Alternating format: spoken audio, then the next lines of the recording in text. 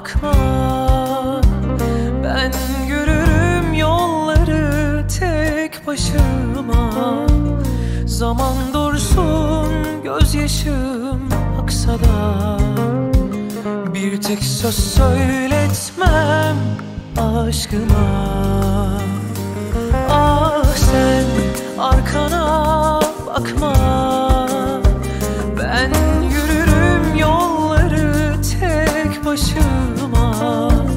Zaman dursun, gözyaşım aksa da bir tek söz söyletmem aşkıma. Son pişmanlık şimdi neye yarar? Hiç düşünmedin mi sana bana zarar? Şimdi gidiyorsun arkana bakmadan.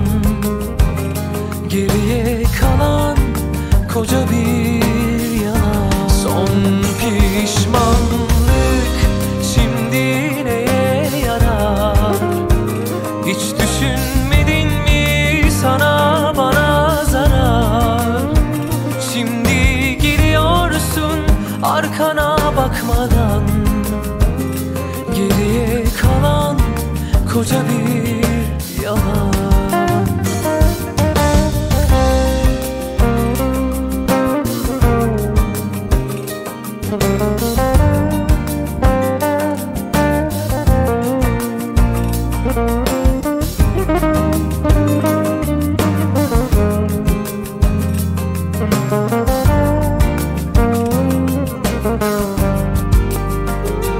Ah sen arkana bakma.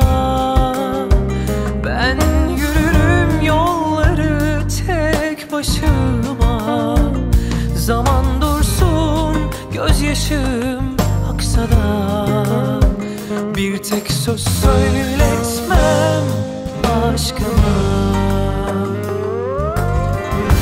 Son pişmanlık şimdi neye yarar? Hiç düşünmedin mi sana bana zarar? Şimdi gidiyorsun arkana bakmadan. Geriye kalan koca bir yalan. Son pişmanlık şimdi neye yarar?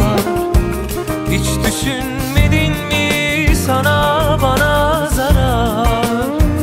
Şimdi gidiyorsun arkana bakmadan.